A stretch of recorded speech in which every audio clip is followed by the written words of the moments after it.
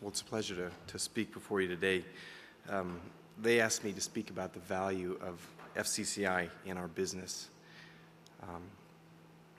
So I'll start at the beginning. We've used FCCI from the very beginning in our business because when we started in 1999, we had absolutely no idea how to run a company. We just had in mind a creative experience and a need in our society.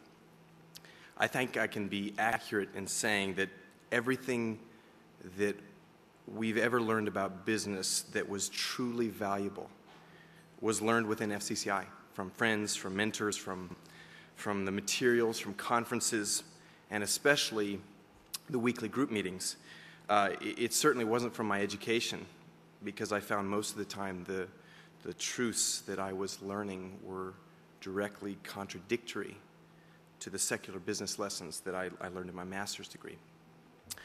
So to demonstrate this, I sat down last night, and just from memory, I went over what I remembered, what was in my mind, and what I'd learned from FCCI, quick and dirty. If we are going back to the basics in this conference, these are mine. The first one was the original Leading a Company for Christ. Do you remember with Bruce Wilkinson? We learned that for a Christian, the purpose of a business is different. We learned that the true purpose of business is to fulfill a need in our society. And to the degree of excellence that you fulfill that need, you will be able to honor God, honor the people He has made, make a profit, and hopefully create fruit that remains, eternal fruit that will not be burned up in the final judgment. We also learned how serious it is when the Bible says we are bought at a price and that God owns everything. He owns my dreams, my time, my business, my future, my ambitions. From the Vision of the Leader series, we watched it and came up with our stated purpose, vision, mission statement. Our purpose, for example, is to act as a catalyst for change in our society toward a return to grace, civility, beauty, gentility, and excellence. So we just want to change society. From Strategic Faith Planning with Bruce Cook, we learned how to incorporate faith in our planning process. I really wanted to talk to Bruce and tell him how much I appreciated him.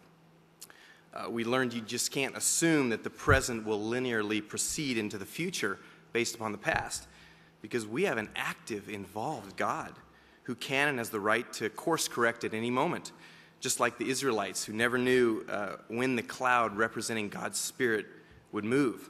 So they had to listen and watch for His direction. From Henry Blackaby, we learned to always watch where God was working and to try to join Him there. From the True Excellence God Desires series, do you remember the one with the absolute worst video ever? The vacuum tubes where you could barely see Bruce's face? That is absolutely one of my favorites. We learned how important it is to not take the Lord's name in vain in our business, which is exactly what any of us does when we say we are Christian or Christ-like, and yet we produce something that is not absolutely excellent.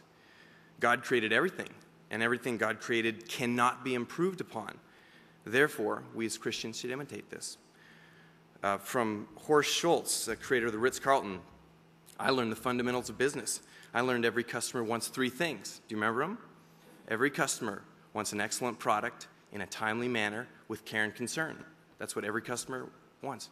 Whether you're selling toilet paper or selling financial services, they want those three things. I also learned that the first of these two, the excellent product in a timely manner, customers put conscious weight on. But the last one, care and concern, customers put unconscious weight on. I learned the four things every business must do, no matter what business you're in. You have to keep the customers you have.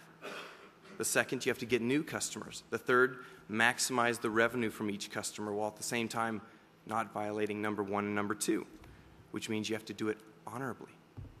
And the last one is to maximize efficiency.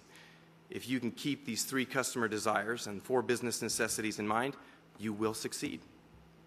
God's way works. From Bill Bliss, I learned interviewing techniques and how to develop and ask probing questions without giving away too much to the interviewee, which I'm famous for. He also helped us numerous times in making tough decisions for our company, decisions which I know we would not have made correctly without that help. From Bill Money, I learned how to pray. and I saw it modeled week after week as he wrestled with running his own business. I also learned from him my favorite phrase, which Kent talked about: never touch the glory. From Paul Jew and Kent Humphreys, I learned how a man can be so skilled in his work and yet humble at the same time, something that just isn't modeled very much in our world.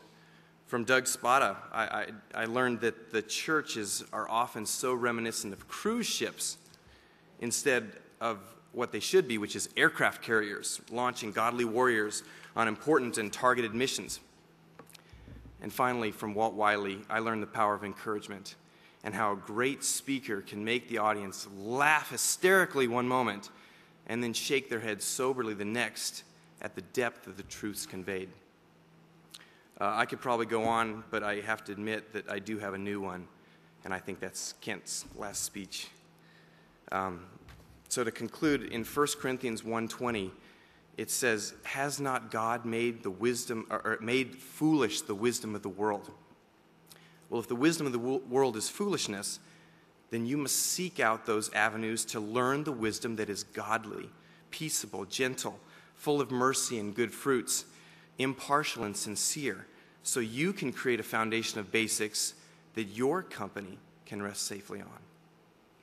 In our experience creating a hybrid business model venture, God provided for us this knowledge and the wisdom through the avenue of weekly FCCI group meetings combined with these annual conferences. You need both. You can't just, going to the conference every year is fantastic, but it won't sustain you and provide that constant encouragement, feedback, and learning that is necessary to be truly effective in running your company for Christ week in and week out. So I would greatly encourage you all to be in an FCCI group, but I would also highly encourage every existing group to pick one young executive, someone in whom you see great potential, and invite him or her to your group. They will be honored, they will be flattered, they will actually listen, and you will change their life. Just as my life was changed when I was invited to a group of all these amazing CEOs when I was 25 years old, desperate for answers to run my little business.